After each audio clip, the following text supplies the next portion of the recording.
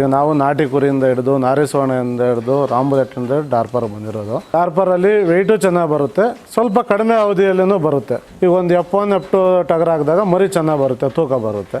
ಈಗ ನಾಟಿಯಲ್ಲಿ ಏನು ಬರುತ್ತೋ ಅದರಲ್ಲಿ 2 ಪಟ್ಟು 3 ಪಟ್ಟು ಮರಿ ನೋಡ್ಬೋದು ನಾವು. ನಾಟಿಯಲ್ಲಿ ಒಂದು 30 kg ಬರೋದಾದರೆ ಇದರಿಂದ ಒಂದು 80 kg ಗಂಟ F1 ಕುರಿಯಲ್ಲಿ ಬಂದಿರೋದು. ಬರೀ 2.5 ತಿಂಗಳಾಗಿದೆ. 1.5 ತಿಂಗಳು ಮರಿ ಒಂದು 14 kg ಹತ್ರ ಇದೆ.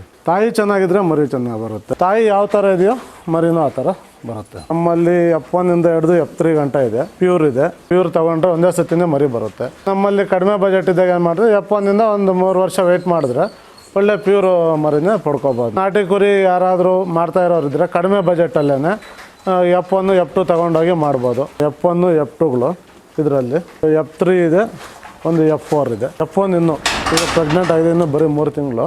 ಒಳ್ಳೆ ಉತ್ತಮವಾದ ಮರಿ ಬರುತ್ತೆ ರಾಂಬುಲೆಟ್ಟಲ್ಲಿ. ಈಗ ಬೇಲೆ ಮೆಂತೆನೇ ಬೇಕು, ಅಗಸೆ ಬೇಕು, ಅದೇ ಬೇಕು ಇದೇ ಬೇಕು ಅಂತೇನಿಲ್ಲ.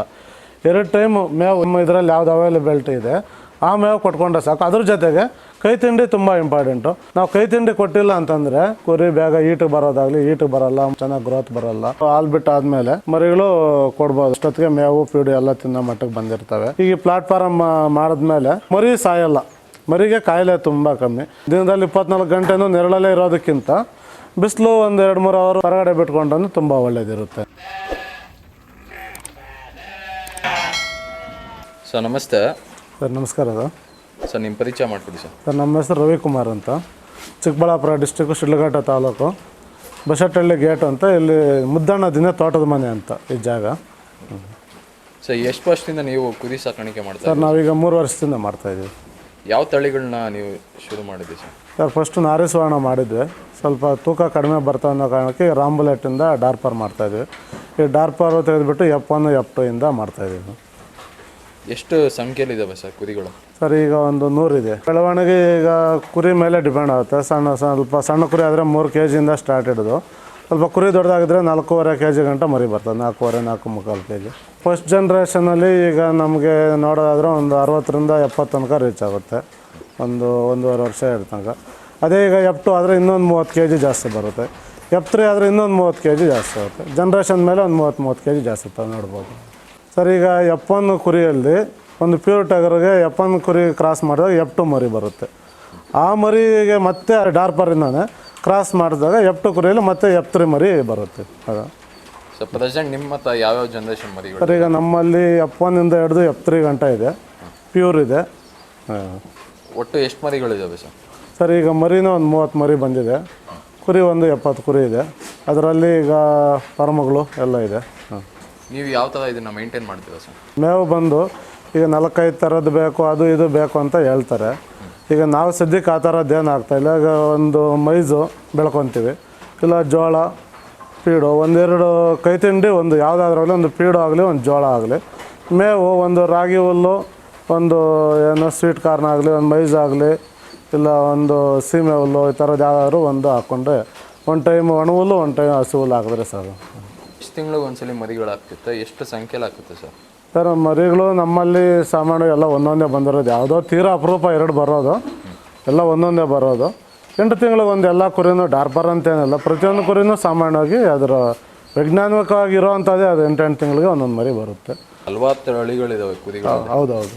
ನೀವು ಯಾಕೆ ಡಾರ್ಪರ್ನ ಆಯ್ಕೆ ಮಾಡ್ತಿದ್ರಿ? ಸರ್ ಈಗ ಡಾರ್ಪರಲ್ಲಿ ನಾವು ನೋಡ್ತಾ ಇದ್ದಂಗೆ ಬೇರೆಗಿಂತನೂ ವೆಯ್ಟ್ ಚೆನ್ನಾಗಿ ಬರ್ತಾಯಿದೆ. ಈಗ ನಾವು ನಾಟಿ ಕುರಿಯಿಂದ ಹಿಡಿದು ನಾರಿಸುವರ್ಣದಿಂದ ಹಿಡಿದು ರಾಂಬುಲೆಟ್ಟಿಂದ ಡಾರ್ಪರ್ ಬಂದಿರೋದು. ಈಗ ಡಾರ್ಪರಲ್ಲಿ ವೆಯ್ಟು ಚೆನ್ನಾಗಿ ಬರುತ್ತೆ, ಸ್ವಲ್ಪ ಕಡಿಮೆ ಅವಧಿಯಲ್ಲೂ ಬರುತ್ತೆ, ತೂಕ ಚೆನ್ನಾಗಿ ಬರುತ್ತೆ. ಹಾಗಾಗಿ ನಮಗೂ ಆದಾಯ ಚೆನ್ನಾಗಿ ಸಿಗುತ್ತೆ ಅನ್ನೋ ಒಂದು ಉದ್ದೇಶ. ಅದಾಗಿ ಪ್ಯೂರ್ ಇದೆ, F1 F2 ಇದೆ, F3 ಇದೆ. ಈಗ ಬೇಕಾದವ್ರಿಗೆ ರಾಂಬುಲೆಟ್ ಕುರಿ ಪ್ಯೂರ್ ಡಾರ್ಪರಿಂದ ಕ್ರಾಸ್ ಮಾಡಿರೋಂಥ ತುಂಬ ಕುರಿಗಳು ಇದ್ದಾವೆ. ಬೇಕಾದ್ರೆ ಅವರಿಗೆ ನಾವು ಪ್ರೆಗ್ನೆಂಟ್ ಸ್ಕ್ಯಾನಿಂಗ್ ಕನ್ಫರ್ಮೇಷನ್ ಮಾಡಿ ಅವ್ರಿಗೆ ಹೆಣ್ಣು ಕುರಿನ ಕೊಡೋಣ. ಸರ್ ಈಗ ನಾಟಿ ಕುರಿಗೆ ನಾಟಿ ಟಗರಿಂದ ಬರೋ ಮರಿಗಿಂತ ಈಗ ಒಂದು F1 F2 ಟಗರ್ ಹಾಕಿದಾಗ ಮರಿ ಚೆನ್ನಾಗಿ ಬರುತ್ತೆ, ತೂಕ ಬರುತ್ತೆ. ಈಗ ನಾಟಿಯಲ್ಲಿ ಏನು ಬರುತ್ತೋ ಅದರಲ್ಲಿ 2 ಪಟ್ಟು 3 ಪಟ್ಟು ಮರಿ ನೋಡ್ಬೋದು ನಾವು. ಈಗ ನಾಟಿಯಲ್ಲಿ ಒಂದು 30 kg ಬರೋದಾದರೆ ಇದರಿಂದ ಒಂದು 80 kg ಗಂಟ ನಾವು ನೋಡ್ಬೋದು ಆಗಿದೆ. ಮತ್ತು ನಾಟಿ ಕುರಿ ಯಾರಾದರೂ ಮಾಡ್ತಾ ಇರೋರಿದ್ದರೆ ಕಡಿಮೆ ಬಜೆಟಲ್ಲೇ F1 F2 ತೊಗೊಂಡೋಗಿ ಮಾಡ್ಬೋದು. ಇಲ್ಲ ಒಳ್ಳೆ ಬ್ರೀಡಿಂಗ್ ಪರ್ಪಸ್ಗೆ ಇನ್ನೂ ಮಾಡ್ತೀವಿ ಒಳ್ಳೇದು ಬೇಕು ಅಂದಾಗ ಇಲ್ಲ ಪ್ಯೂರ್ ತಗೋಬೋದು. ಹೌದು ಸರ್. ಈಗ ಯಾವುದು ಹೊಸ್ದಾಗಿ ಶುರು ಮಾಡಬೇಕಂದ್ರೆ ಹಾಂ ಸರ್, ಯಾವ ಜನ್ರೇಷನ್ ಮರಿಗಳಿಂದ ಶುರು ಮಾಡಬೇಕಾಗುತ್ತೆ ಸರ್? ಸರ್ ಈಗ ಹೊಸದಾಗಿ ಶುರು ಮಾಡ್ತೀವಿ ಅನ್ನೋದಾದರೆ ಅವ್ರ ಬಜೆಟ್ ಮೇಲೆ ಡಿಪೆಂಡ್ ಆಗುತ್ತೆ. ಈಗ ಎಫ್1ಗಳು ನಾವು ಈಗ 20-25ರಿಂದನೇ ಕೊಡ್ತಾಯಿದ್ದೀವಿ. ಈಗ ಅದೇ ಎಫ್2ಗಳು ಒಂದು 35-40ರಿಂದ ಕೊಡ್ತಾಯಿದ್ದೀವಿ. ಎಫ್3 ಒಂದು 50 ರೇಂಜಿಂದ ಕೊಡ್ತಾಯಿದ್ದೀವಿ. ಪ್ಯೂರ್ ಇದ್ದಾವೆ ಹೆಣ್ಣು, 1-2 ಲಕ್ಷ ಆ ಥರ ಕೊಡ್ತಾಯಿದ್ದೀವಿ. ಇನ್ನು ಪ್ಯೂರ್ ಗಂಡು ಮೊನ್ನೆ ಬ್ಲಡ್ ಲೈನ್ ಬೇರೆ ಚೇಂಜ್ ಮಾಡಿದ್ದೀವಿ, ಅದರಿಂದ ಮರಿ ಇನ್ನೂ ತುಂಬ ಚೆನ್ನಾಗಿ ಬಂದಿದೆ. ಅದರಲ್ಲಿ ಕೂಡ 30,000-40,000ರಿಂದನೇ ಕೊಡ್ತಾಯಿದ್ದೀವಿ ಮರಿದು. ಸರ್ ನೀವು ವರ್ಷಕ್ಕೊಂದ್ಸರಿ ಬ್ಲಡ್ ಲೈನ್ ಚೇಂಜ್ ಮಾಡ್ತೀರಾ ಹೇಗೆ ಸರ್? ಸರ್ 1.5 ವರ್ಷ 2 ವರ್ಷ ಆಗುತ್ತೆ ಚೇಂಜ್ ಮಾಡ್ತೀವಿ. ಈಗ ಹೋದ ತಂದಿದ್ದು 1.5 ವರ್ಷ ಆಗಿತ್ತು, ಈಗ ಮತ್ತೆ ತಂದಿದ್ದೀವಿ. ಅದರಿಂದ ಮರಿ ತುಂಬ ಚೆನ್ನಾಗಿ ಬರ್ತಾಯಿದೆ. ಸರ್ ಇನ್ನು ಮರಿಗಳು ತೋರಿಸೋದಾದ್ರೆ ಯಾವ ಥರ ಇದೆ ಮರಿಗಳು ತೋರಿಸಿ ಸರ್? ಈಗ ನೋಡಿ ಮರಿಗಳು ಸರ್, ಈಗ ಬಂದು ಇವೆಲ್ಲ ಎಫ್1 ಎಫ್2ಗಳು ಇದರಲ್ಲಿ. ಇದು ನೋಡಿ, ಒಂದು ಎಫ್3 ಇದೆ, ಒಂದು ಎಫ್4 ಇದೆ. ಇವೆರಡೂ ಟಗರು ಇದು. ಹಾಂ, ಟಗರು. ಹೌದು, ಅಂದರೆ ಒಳ್ಳೆ ಸೈಜ್ ಬಂದಿದೆ ಅಲ್ವಾ ಸರ್? ಹ್ಞೂ ಸರ್, ಬಂದಿದೆ. ಮರಿ ನೋಡಿ, ಈಗ ಎಫ್1ಗಳು ಎಫ್2ಗಳು ಎರಡೂ ಮಿಕ್ಸ್ ಇದೆ ಇದರಲ್ಲಿ. ಇದು ನೋಡಿ, ಇನ್ನು ಬರೀ ಇದಿನ್ನು 2.5 ತಿಂಗಳಾಗಿದೆ ಅಷ್ಟೇ. ಮರಿ ಸುಮಾರು 16 kg ಇದೆ. ಯಾವ ಜನ್ರೇಷನ್ ಸರ್? ಸರ್ ಇದು ಬಂದು ಎಫ್2ನೇ. ಎಫ್2 ಮರಿ? ಹಾಂ, ಎಫ್1 ಕುರಿಯಲ್ಲಿ ಬಂದಿರೋದು. ಬರೀ 2.5 ತಿಂಗಳಾಗಿದೆ. ಮಿನಿಮಮ್ ಎಷ್ಟು kg ಬರುತ್ತೆ ಸರ್ ಹುಟ್ಟಿದಾಗ?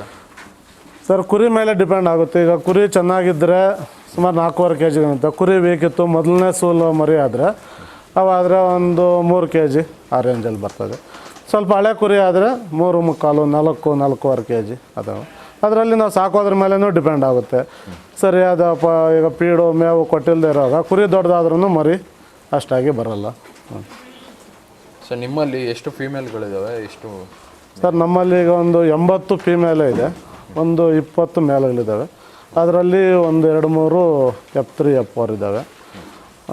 ಒಂದು ಪ್ಯೂರ್ ಗಂಡಿದೆ, ಇನ್ನು ಎಫ್1ಗಳು ಜಾಸ್ತಿ ಇದೆ. ಪ್ಯೂರ್ ಗಂಡಲ್ಲಿ ನೀವು ಕ್ರಾಸಿಂಗ್ ಮಾಡ್ತೀರಾ? ಸರ್ ಹೌದು, ಎಲ್ಲ ಕುರಿಗೂ ಪ್ಯೂರ್ ಗಂಡಿನೇ ಮಾಡೋದು. ಇನ್ನು ಎಫ್1 ಎಫ್2 ಯಾರಾದರೂ ನಾಟಿ ಕುರಿ ಅವರು ಅದು ಕ್ರಾಸಿಂಗ್ಗೆ ಅಂತ ತೊಗೊಂಡು ಹೋಗ್ತಾರೆ. ಬ್ರೀಡಿಂಗ್ ಬೇಕಾದವರು ಸಾಮಾನ್ಯವಾಗಿ ಪ್ಯೂರ್ ಮರಿಗಳೇ ತೊಗೊಂಡು ಹೋಗ್ತಾರೆ. ಸರ್ ಇದು ಇನ್ನೂ 1.5 ತಿಂಗಳು ಮರಿ, ಒಂದು 14 kg ಹತ್ರ ಇದೆ. 1 ತಿಂಗಳಿಗೆ 14 kg? ಹೌದು. ತಾಯಿ ಚೆನ್ನಾಗಿದ್ರೆ ಮರಿ ಚೆನ್ನಾಗಿ ಬರುತ್ತೆ. ಈಗ ಕೆಲವೊಂದು ನೋಡಿ, ಇದು ರಾಮುಲೆಟಲ್ಲಿ ಬಂದಿರೋದು ಮರಿ. ಸ್ವಲ್ಪ ತಾಯಿ ವೀಕ್ ಇದೆ, ಹಂಗಾಗಿ ಮರಿ ವೀಕ್ ಬರುತ್ತೆ. ತಾಯಿ ಯಾವ ಥರ ಇದೆಯೋ ಮರಿನೂ ಆ ಥರ ಬರುತ್ತೆ. ರಾಂಬುಲೆಟಲ್ಲಿ ಕ್ರಾಸ್ ಮಾಡ್ತಿದ್ದಲ್ಲ, ಆಗೆಲ್ಲ ಎಷ್ಟು ಮರಿಗಳು ಬರ್ತಿದ್ದು? ಸರ್ ರಾಂಬುಲೆಟಲ್ಲೇ ಒಂದೊಂದೇ ಬಂದಿದ್ದು, ನಾರಿಸೋಣದಲ್ಲಿ ಮಾತ್ರ 2 ಬಂದಿದ್ದಾವೆ. ಈಗ ರಾಂಬುಲೆಟಲ್ಲಿ ಹುಟ್ಟಿದಂಥ ಎಫ್1 ಮರಿಗಳು ಸರ್ ಎಷ್ಟು ತಿಂಗಳುಗಳು ಬೇಕಾಗುತ್ತೆ ಇದಕ್ಕೆ ಕ್ರಾಸಿಂಗ್ ಆಗುತ್ತೆ? ಸರ್ ಏನು ಒಂದು 8ರಿಂದ 10 ತಿಂಗಳಲ್ಲೇ ಕ್ರಾಸ್ ಮಾಡ್ತವೆ. ಚೆನ್ನಾಗಿ ಸಾಕ್ಕೊಂಡು ಒಂದು 10 ತಿಂಗಳಲ್ಲೇ ಕ್ರಾಸ್ ಆಗುತ್ತೆ. ಅವು ಅಲ್ಲೂ 2 ಹಲ್ಲು ಬರೋ ಅಷ್ಟೊಳಗೇ ಕೆಲವು ಟಗರಿಂದು ಮರಿಗಳು ಬಂದುಬಿಟ್ಟಿದೆ. ಕುರಿದು ಟಗರದು ಏನು ಅಲ್ಲು ಸ್ಟೇಜ್ ಬರೋ ಅಷ್ಟೊತ್ತಿಗೆ ಮರಿ ಬಂದಿದೆ. ಎಫ್1ಇಂದ ಪ್ಯೂರಿಟಿಗೆ ತೊಗೊಳಕ್ಕೆ ಎಷ್ಟು ವರ್ಷ ಜನ್ರೇಷನ್ ತೊಗೊಳುತ್ತೆ ಸರ್? ಸರ್ ಈಗ ಎಫ್1ಇಂದ ಪ್ಯೂರಿಟಿಗೆ ಅಂದರೆ ಒಂದು 3 ವರ್ಷ ಮೇಲೆ ಆಗುತ್ತೆ. ಯಾಕಂದರೆ ಈಗ ಪ್ಯೂರ್ ತೊಗೊಂಡ್ರೆ, ಈಗ ಬಜೆಟ್ ಇದ್ದು ಪ್ಯೂರ್ ತೊಗೊಂಡ್ರೆ ಒಂದೇ ಸತಿನೇ ಮರಿ ಬರುತ್ತೆ. ಈಗ ನಮ್ಮಲ್ಲಿ ಕಡಿಮೆ ಬಜೆಟ್ ಇದ್ದಾಗ ಏನು ಮಾಡಿದ್ರೆ ಎಫ್1ಇಂದ ಒಂದು 3 ವರ್ಷ ವೆಯ್ಟ್ ಮಾಡಿದ್ರೆ ಒಳ್ಳೆ ಪ್ಯೂರ್ ಮರಿನೇ ಪಡ್ಕೋಬೋದು ನಾವು. ಈಗ ನೀವು ನೋಡ್ತಾ ಇದ್ದೀರಾ ನಾರಿಸುವರ್ಣ ಕುರಿ ಹೆಂಗಿದೆ. ಈಗ ಎಫ್1 ಇನ್ನೂ ಈಗ ಪ್ರೆಗ್ನೆಂಟ್ ಆಗಿದೆ, ಇನ್ನೂ ಬರೀ 3 ತಿಂಗಳು. ಈಗ ಇದ್ರ ವಯಸ್ಸು ಹೆಚ್ಚಂದರೆ ಒಂದು ವರ್ಷದ ಮೇಲೆ ಒಂದು 3-4 ತಿಂಗಳಾಗಿರುತ್ತೆ. ಈಗ ಅದು ಹೆಂಗಿದೆ, ಇಲ್ಲಿ ನಾರಿಸುವರ್ಣ ನೋಡ್ತಾ ಇದ್ದೀರಾ, ಇದು ಹೆಂಗಿದೆ. ಅದಕ್ಕೆ ನಾರಿಸುವರ್ಣ ತೂಕ ಕಮ್ಮಿ ಅಂತೇಳಿ ಈಗ ನಾವು ಎಫ್1ಇಂದ ಸ್ಟಾರ್ಟ್ ಮಾಡಿದ್ವಿ. ಎಫ್1 ಇದೆ, ಎಫ್2 ಇದೆ. ರಾಂಬುಲೆಟ್ ನೋಡಿ, ಇದೂ ಬಂದು ಎಫ್1. ಈಗ ನೋಡಿ ರಾಂಬುಲೆಟು ನಿಮ್ಮ ಮುಂದೆ ಇದೆ, ಅದು ಯಾವ ಥರ ಇದೆ. ಈಗ ಮರಿಗಳು ನೋಡಿದ್ರೆ ನಮಗೆ ಅನಿಸುತ್ತೆ ಚಾಯ್ಸ್ ಯಾವ ಮರಿ ಬೇಕು ನಮಗೆ, ಯಾವ ಬ್ರೀಡಲ್ಲಿ ಮಾಡಬೇಕು ಅನ್ನೋದು ಮರಿ ನೋಡ್ತಿದ್ದಂಗೆ ಗೊತ್ತಾಗುತ್ತೆ. ಡಾರ್ಪರಿಂದ ಎಲ್ಲ ತಳಿಗಳಿಗಿಂತ ನಮಗೆ ಒಳ್ಳೆ ಮರಿ ಇಳಿತಾ ಇರೋದು, ಒಳ್ಳೆ ವೆಯ್ಟ್ ಬರೋದು ಅಂದರೆ ರಾಂಬುಲೆಟಲ್ಲೇ. ಈಗ ನಾರಿಸುವರ್ಣದಲ್ಲಿ ಪ್ಲಸ್ ನಾಟಿ ಕುರಿಗಿಂತ ಒಳ್ಳೆ ಉತ್ತಮವಾದ ಮರಿ ಬರುತ್ತೆ ರಾಂಬುಲೆಟಲ್ಲಿ. ಹಾಲು ಚೆನ್ನಾಗಾಗುತ್ತೆ, ಮರಿನೂ ಸ್ವಲ್ಪ ಸೈಜ್ ದಪ್ಪ ಇದ್ರೂ ಹಾಕೋವಾಗೂ ಆರಾಮಾಗಿ ಹಾಕುತ್ತೆ. ಅದೇ ನಾಟಿ ಕುರಿಯಲ್ಲೋ ಬಂಡೂರಲ್ಲಾದರೆ ಮರಿ ಹಾಕೋವಾಗ ಕಷ್ಟ ಆಗುತ್ತೆ. ಮತ್ತು ಲಾಸ್ಟ್ ಟೈಮ್ ಒಂದು ಬಂಡೂರು ಕುರಿ ಇದೇ ಆಯಿತು, ಏನು ಮರಿ ಹಾಕೋಕ್ಕಾಗದೆ ತೊಂದರೆ ಆಯಿತು. ಈಗ ಇದರಲ್ಲಿ ಆ ಥರ ತೊಂದರೆ ಇಲ್ಲ. ಇದು ಸ್ವಲ್ಪ ಮೈ ಮೆತ್ತಗಿರೋದ್ರೆ ಮರಿ ಎಲ್ಲ ಆರಾಮಾಗಿ ಬಂದುಬಿಡ್ತದೆ. ಮತ್ತು ಹಾಲು ಅಷ್ಟೇ, ನಾಟಿ ಕುರಿಗಿಂತನೂ ನಾರಿ ಸೊಣಗಿಂತ ಹಾಲು ಚೆನ್ನಾಗಾಗುತ್ತೆ, ಮರಿ ಚೆನ್ನಾಗಿ ಸಾಕುತ್ತೆ. ಈ ಡಾರ್ಪರ್ ಜೀನ್ಗೆ ಇದು ಒಳ್ಳೆ ಕಾಮ್ಯುನಿಕೇಷನ್, ಒಳ್ಳೆ ಇದು ಬರುತ್ತೆ ಮರಿ ಬರೋದ್ರಿಂದ. ಇದರಲ್ಲಿ ತೆಗೆದ್ರೆ ಉತ್ತಮ ಅಂತ ಅನ್ಸುತ್ತೆ ನನಗೆ. ಎಷ್ಟು ಟೈಮು ಮೇವು, ಎಷ್ಟು ಟೈಮು ತಿಂಡಿ, ಆಮೇಲೆ ಯಾವ ಥರ ಇದನ್ನು ನಿರ್ವಹಣೆ ಮಾಡ್ತೀರಾ ಶೆಡ್ಡೆಲ್ಲ? ಸರ್, ಈಗ ಮೇವು ಬೆಳಗ್ಗೆನೇ ಒಂದು ಒಣಹುಲ್ಲು ಕೊಡ್ತೀವಿ, ಆಮೇಲೆ ಒಂದು 3 ಗಂಟೆ ಟೈಮ್ಗೆ ಹಸಿ ಹುಲ್ಲು ಕೊಡ್ತೀವಿ, ಸಾಯಂಕಾಲ ಒಂದು ಕೈ ತಿಂಡಿ ಕೊಡ್ತೀವಿ. ಅಷ್ಟು ಕೊಟ್ಟರೆ ಸಾಕು, ಏನು ಮೇವುದೇನಿಲ್ಲ. ಮತ್ತು ಮೇವು ಬಂದು ಈಗ ಬೇಲಿ ಮೆಂತನೇ ಬೇಕು, ಅಗಸೆ ಬೇಕು, ಅದೇ ಬೇಕು ಇದೇ ಬೇಕು ಅಂತೇನಿಲ್ಲ. 2 ಟೈಮು ಮೇವು ಯಾವುದು ನಮಗೆ ಸಿಗುತ್ತೆ, ನಮ್ಮ ಇದರಲ್ಲಿ ಯಾವುದು ಅವೈಲಬಿಲಿಟಿ ಇದೆ ಆ ಮೇವು ಕೊಟ್ಕೊಂಡ್ರೆ ಸಾಕು. ಅದ್ರ ಜೊತೆಗೆ ಕೈ ತಿಂಡಿ ತುಂಬ ಇಂಪಾರ್ಟೆಂಟು. ಒಂದು ಜೋಳ ಆಗಲಿ, ಒಂದು ಫೀಡ್ ಆಗಲಿ, ಒಂದು 200ರಿಂದ 400 ಗ್ರಾಮ್ ಅವ್ರಿಗೆ ಎಷ್ಟು ಕೊಡೋ ಇದೆಯೋ 400 ಗ್ರಾಮ್ ಕೊಟ್ಟರು ಚೆನ್ನಾಗುತ್ತೆ. ಕಡೆ ಪಕ್ಷ ಮಿನಿಮಮ್ ಅಂತ ಒಂದು 200 ಗ್ರಾಮ್ ಆದರೂ ಕೊಡಲೇಬೇಕು. ಕೊಟ್ಟರೆ ಕುರಿ ಚೆನ್ನಾಗಿರುತ್ತೆ. ನಾವು ಕೈ ತಿಂಡಿ ಕೊಟ್ಟಿಲ್ಲ ಅಂತಂದರೆ ನೀವು ಯಾವುದೇ ಥರದ ಮೇವು ಹಾಕು ಕುರಿ ಬೇಗ ಈಟಿಗೆ ಬರೋದಾಗಲಿ ಈಟಿಗೆ ಬರೋಲ್ಲ, ಮರಿ ಏನು ಚೆನ್ನಾಗಿ ಗ್ರೋತ್ ಬರೋಲ್ಲ. ಹಂಗಾಗಿ ಕೈ ತಿಂಡಿ ಇಂಪಾರ್ಟೆಂಟ್ ಇದೆ, ಬೇಕೇ ಬೇಕಾಗುತ್ತೆ. ಈಗ ಮರಿಗಳು ನಾವು ಒಂದು 3 ರಿಂದ 4 ತಿಂಗಳು ಹಾಲು ಬಿಟ್ಟು ಆದಮೇಲೆ ಮರಿಗಳು ಕೊಡ್ಬೋದು, ಯಾಕಂದರೆ ಅಷ್ಟೊತ್ತಿಗೆ ಮೇವು ಫೀಡು ಎಲ್ಲ ತಿನ್ನೋ ಮಟ್ಟಕ್ಕೆ ಬಂದಿರ್ತವೆ. ಮತ್ತು ಈಗ ಮರಿಗಳು ಅಷ್ಟೇ, ಈಗ ಕೊಳಚೆಯಲ್ಲಿ ಬಿಡ್ದಿರೋ ಕೆಳಗಡೆ ಸ್ವಲ್ಪ ಇನ್ಫೆಕ್ಷನ್ನು ಕಾಯಿಲೆ ಆ ಥರದ್ದು ಏನು ಬರೋದಿಲ್ಲ. ನಾವು ಮುಂಚೆ ಕೆಳಗಡೆನೇ ನೆಲದ ಮೇಲೆ ಮೇಯಿಸ್ತಿದ್ದಾಗ ಸುಮಾರು ಮರಿಗಳಿಗೆ ಜ್ವರ ಬರೋದು, ಏನು ಇನ್ಫೆಕ್ಷನ್ ಥರ ಆಗಿ ಮರಿ ಎಲ್ಲ ಸಾಯ್ತಿದ್ವು. ಈಗ ಪ್ಲಾಟ್ಫಾರಮ್ ಮಾಡಿದ್ಮೇಲೆ ಏನು ಕಾಯಿಲೆ ಆ ಥರದ್ದು ಎಲ್ಲ. ಕೆಲವ್ರು ಹೇಳ್ತಾರೆ ಪ್ಲಾಟ್ಫಾರಮ್ಗೆ ಸುಮ್ಮನೆ ಬಂಡವಾಳ ಹಾಕ್ಬಿಡ್ತಾರೆ, ಅವಶ್ಯಕತೆ ಇರೋಲ್ಲ, ನೆಲದಲ್ಲಿ ಮೇಯಿಸಿದ್ರೆ ಸಾಕು, ಅದಕ್ಕೊಂದು ಬಂಡವಾಳ ಅದಿದಂತಾರೆ. ಅದು ನಾವು ಹೇಳೋದಕ್ಕಿಂತ ಅವ್ರು ಮಾಡಿದ್ಮೇಲೆ ಅವ್ರಿಗೆ ಗೊತ್ತಾಗುತ್ತೆ. ಈಗ ಕೆಳಗಡೆ ಇದ್ದಾಗ ಯಾವ ಥರ ಗ್ರೋತ್ ರೇಟ್ ಇತ್ತು, ಕಾಯಿಲೆ ಏನಿತ್ತು, ಈಗ ಪ್ಲಾಟ್ಫಾರಮ್ ಮೇಲೆ ಇರೋದ್ರಿಂದ ಯಾವ ಥರ ಇದೆ ಅಂತ ಇದು ಮಾಡ್ತಾರೆ. ಕೆಲವರು ಸುಮ್ಮನೆ ಅವರು ಹೇಳ್ತಾರೆ, ಯಾಕೆ ನೋಡಿ ಏನಕ್ಕೆ ಮಾಡಬೇಕು, ದುಡ್ಡು ವೇಸ್ಟು ಅದಿದ್ದು ಅಂತ.